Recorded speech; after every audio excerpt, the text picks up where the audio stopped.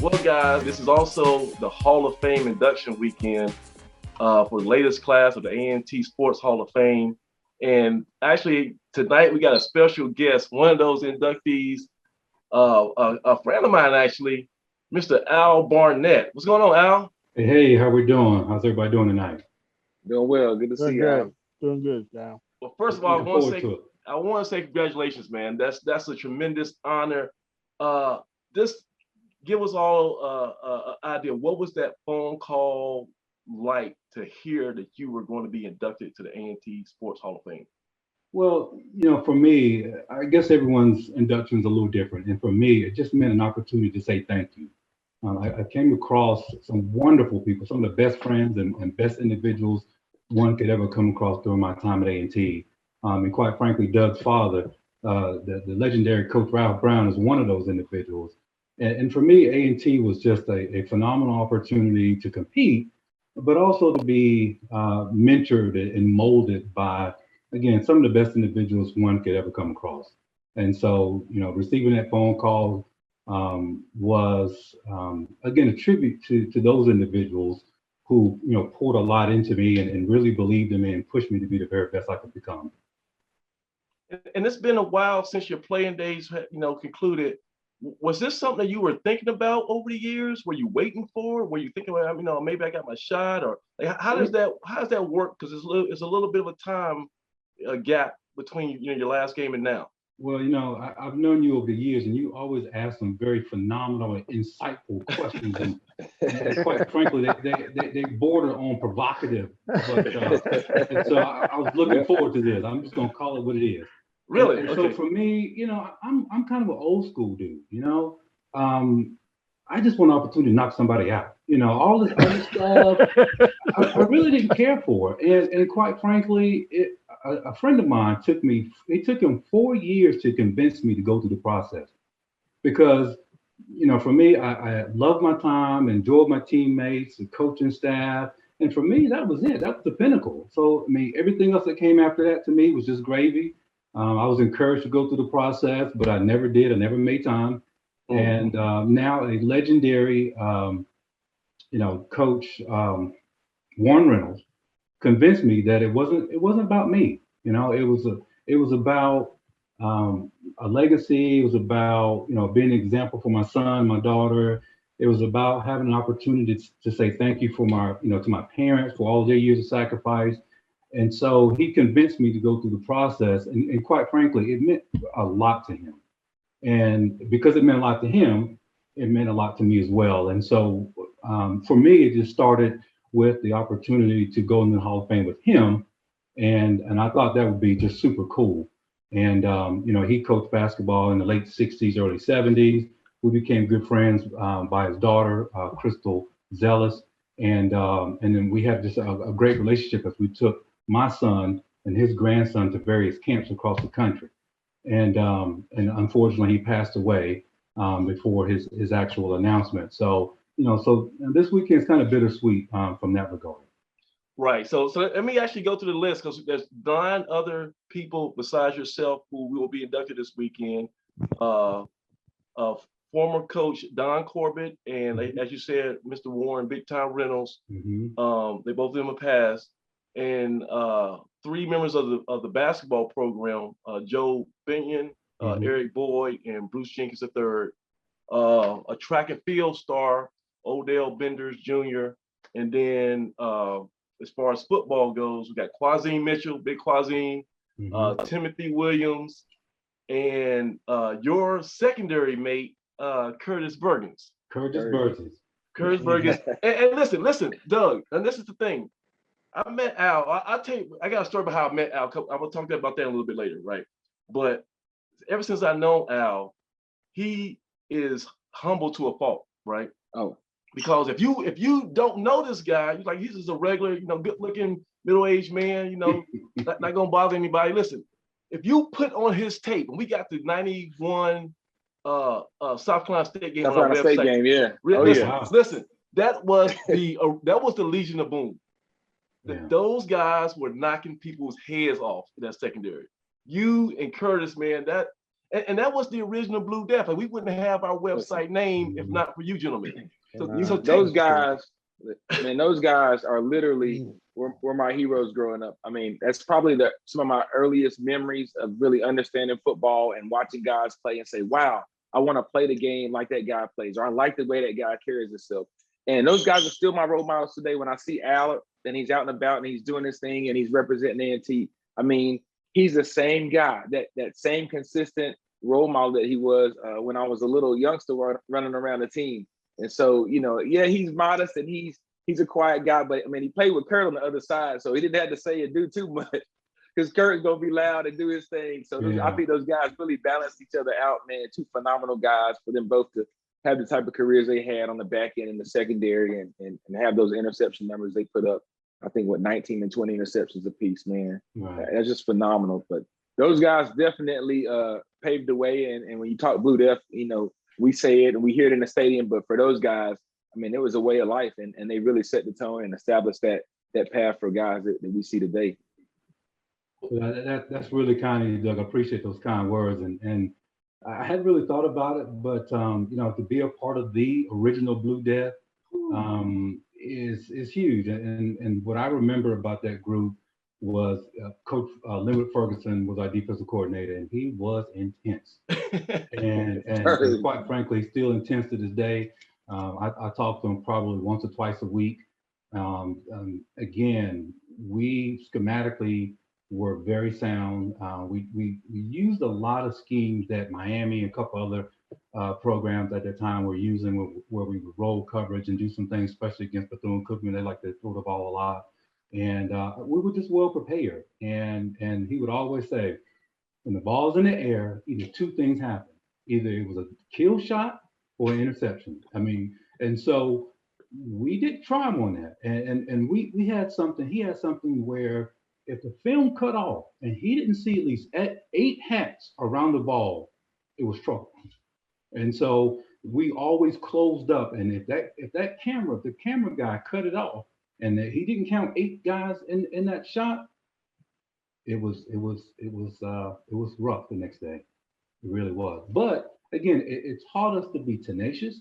It taught us not to make any excuses, and it taught us to be around the ball. And it was amazing that when you close the ball up like that, and that thing pops loose, and when you unexpectedly, see it on the ground, I mean, you're in position to pick it up and take it the other way. So I think my junior year, we led the NCAA 1AA at the time in turnover margin. I think we were plus either 13 or 19, something like that. But we led the country, and that again started that Blue Death defense.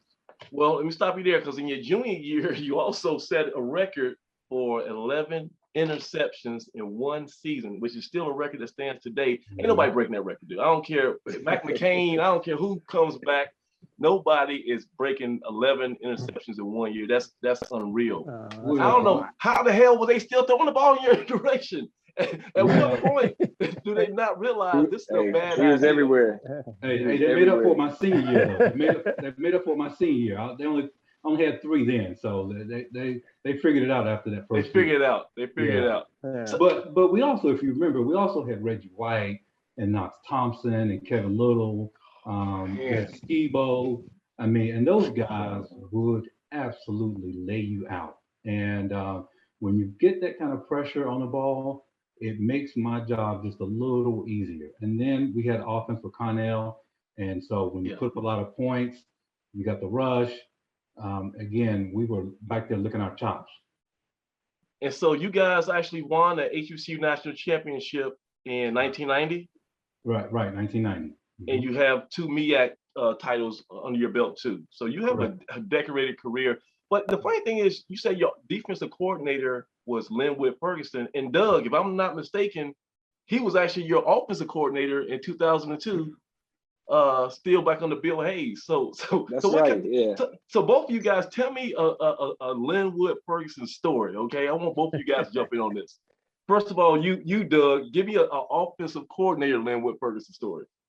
Well, I tell you what, when Coach Ferg came back to A&T, I think it was the summer of 2002, he actually brought the spread offense with him. So, the spread was a new thing. And, Coach Hayes is a ground and pound, 3 yards cloud dust kind of guy. And so, to hear Coach Ferg come back, who I knew was a defensive guy, who I knew and had known me ever since I was a small child, to hear him come back, trying to sell us on a new offense. I'm like, Coach Ferg, you coach defense. What? We're on the wrong side of the ball. But, I mean, he had a fantastic offense. I want to say he was somewhere, maybe in Texas or something, but fantastic offense. And he was telling us how the spread was going to take over. It was a new offense in college football.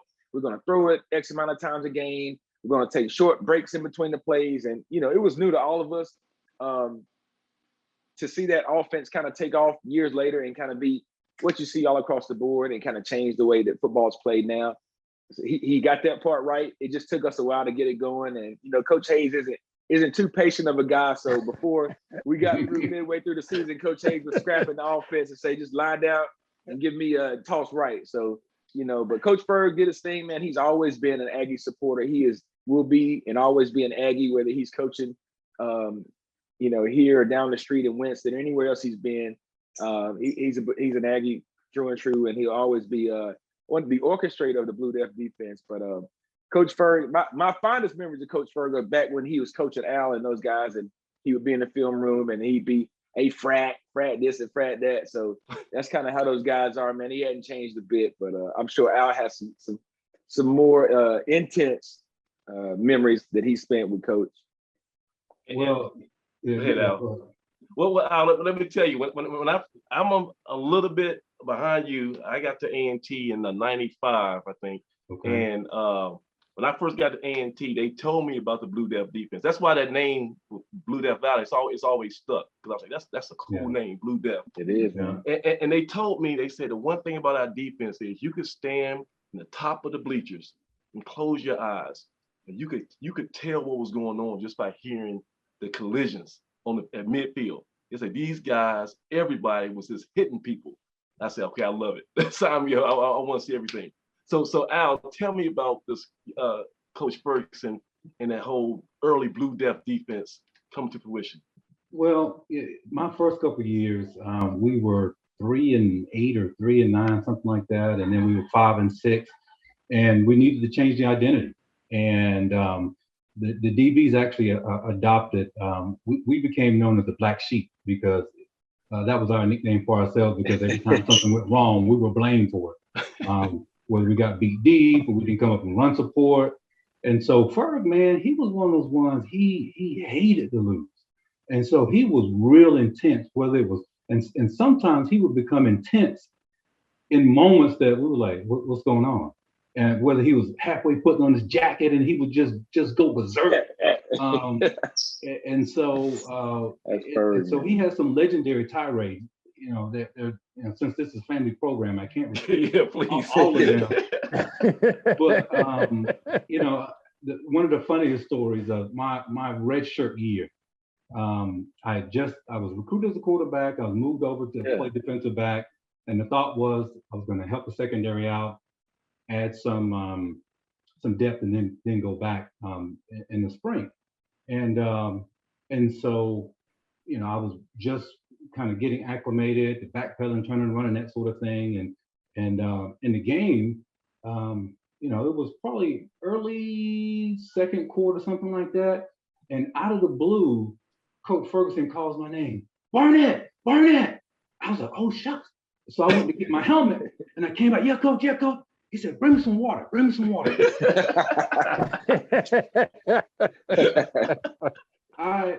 didn't live that down all year. Oh man! But the thing was, whether he was asking you to get water, or he was asking you to make a play, or he was asking you to dig deep, he was intense. And so that was one of the things that I took. And actually, as my son was growing and developed as a quarterback, I actually had him sit down to talk to my son and help him understand and recognize coverages, because he could do.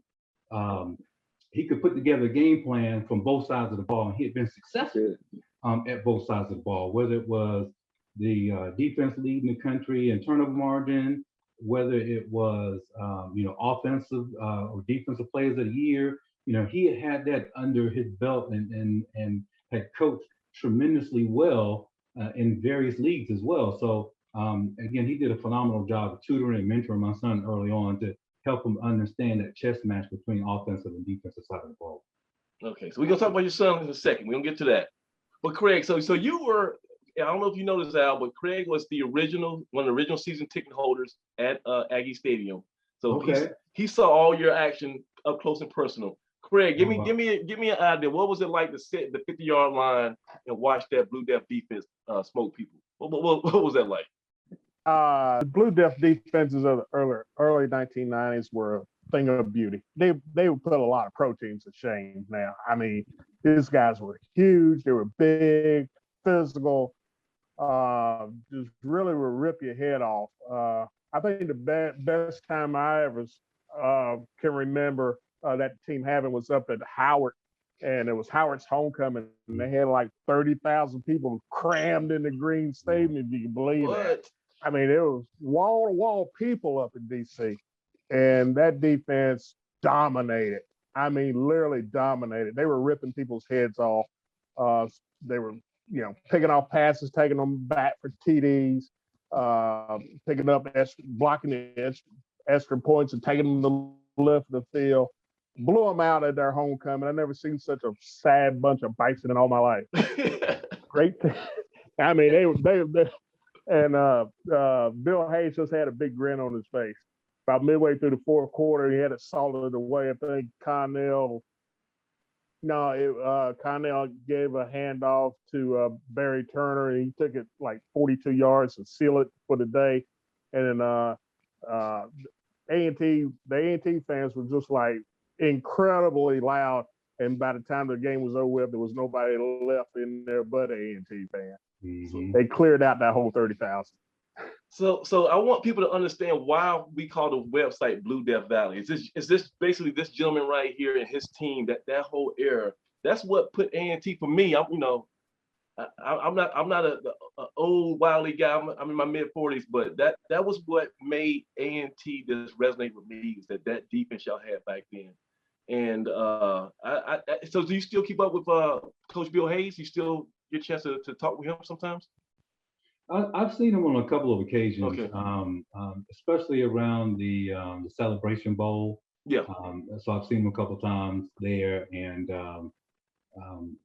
when you're on the defense side of the ball, and Doug can attest to this, you tend to spend more time with your defensive coordinator, offensive coordinator, and so most of my interactions were with the late Robert Pulliam or coaching with Ferguson, that sort of thing. So. Okay, so it was almost like the Chicago Bears, where they had Mike Ditka and what was Buddy Ryan. Buddy Ryan. Was it almost like that, like a split like that? You know what? I never thought about that. But again, you're provocative question.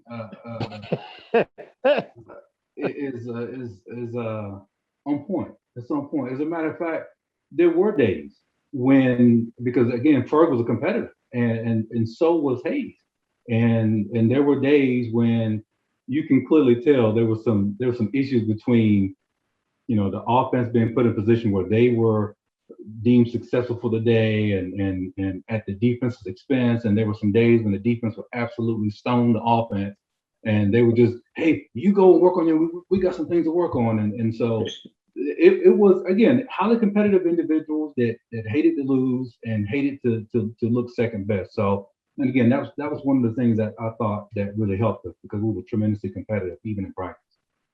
That's awesome. All right, so here's a story. So me and this gentleman, me and Al, we actually met. It was a chance encounter. I would say almost 7 years ago. We were both.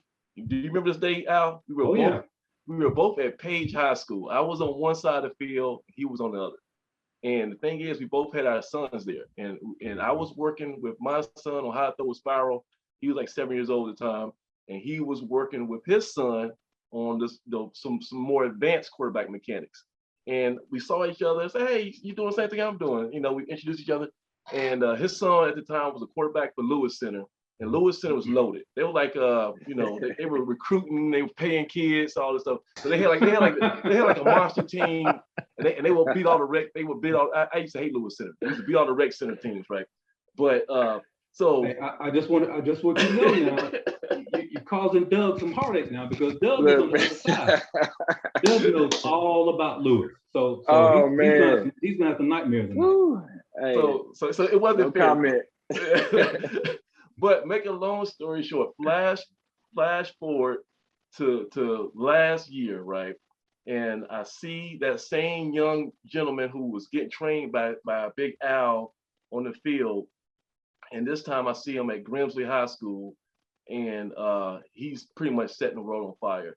I think I was the first person on social media to make the declaration that he was the best high school quarterback in the state of North Carolina. This is where everybody else got on the bandwagon. I saw him play. I was like, my God, that kid has it. So Alonza Barnett III, he is currently star quarterback at Grimsley. They won the state. He led them to the state championship last year. He was an MVP of the whole state championship game, and now they were undefeated. And now they're back again. They're still the number one team in the state. He's still the best quarterback in the state of North Carolina, and he's already bad news, Aggies. We lost one. He's already committed to James Madison. It's a commitment. Now he ain't signed yet. So we'll work on that. But Al, that has got to be, because I know I was with you that day. That has got to be the greatest feeling to see your son go out there and not really, only following your footsteps, as far as athletically being a great football player, but just being a tremendous leader. And I tell you, he gives the best interviews. I talked to him after some of the games I was covering for the newspaper. So well spoken. You did an awesome job with him. But that has to be a great honor too, just to know that your son is going to be the next Barnett to do things on a big scale. Well, my theory, I guess, and my approach has been, I don't care as much about being a great athlete as, I want him to be a great person. Yes. And A&T has had a lot to do with it. No matter where he goes in life, the agreement has been A&T is and always will be home. Both my wife and I are graduates of A&T. He's a graduate of the Early Child Education Center. He was on campus many times for camps. He was a ball boy for a couple of years, so he knows T-Bone and all those guys, Billy and Trina, and they embraced him and treated him, like family. And so some of the stories of him being around Coach Broadway and now Coach Wash, again, I can't say enough. And I'm proud of both him and my daughter, because at the end of the day, I mean, as a father, this is a crazy world out here. Yes, sir. And so, anytime, Doug, I know you have kids as well, and anytime you can guide your children to be in a situation where they can make an informed decision for themselves, that's great. I didn't have a whole lot to do with the recruiting, other than I would give him some guidance and kind of give him some context. But he came up with his own criteria. He talked to the coaches. He put things in perspective. He made a list of things that he wanted and liked. And he's one of those individuals that wants to go away and wants to have his own set of experiences. So I understand that. Yeah, and like I was giving you a hard time, but you're I love that. You're supposed to. And listen, I love that kid. I'm gonna be rooting for him no matter what, man. Well, I don't care where he plays at. Right. But it's awesome. And your daughter's she's a great track star, right? She's a track and field athlete. She's coming along. This past summer, she won the national championships, 13, 14-year-old, in both the 100-meter and 200-meter hurdles. Woo. So she's coming along, and we're really proud of her, because she stepped up to the challenge. She has her own mindset. But during the pandemic, she was up as he was at 4 a.m. And we were hitting the road by 4:30, 4:25. At 5 a.m., we're turning the lights on, and we're at track practice. And so with them being at home, that happened 3, 4, 5 days a week, and it made a difference. It really paid off.